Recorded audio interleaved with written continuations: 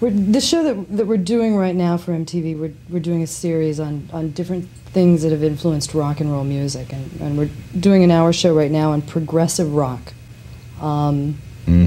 First of all, it might take us an hour to try to define what progressive rock is. No one seems to have been able to. Do you have a definition for it? Well, I would say that the general definition, and it's not mine, but I would presume that people would accept this definition. Progressive rock is anything that doesn't sound like regular rock. Regular rock is everything that sounds like itself. All songs which sound the same. Everything on MTV, everything on the radio, that's rock. Progressive rock is stuff that doesn't sound like that.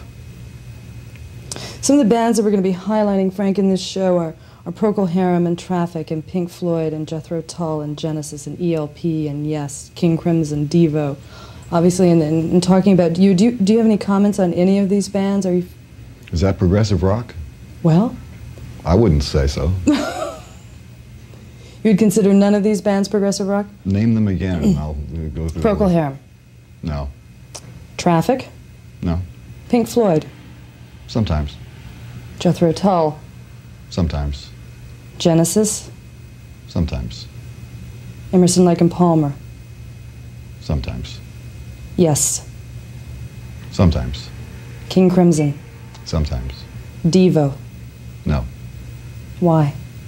I wouldn't describe Devo as progressive rock. You? I wouldn't describe myself as progressive rock either.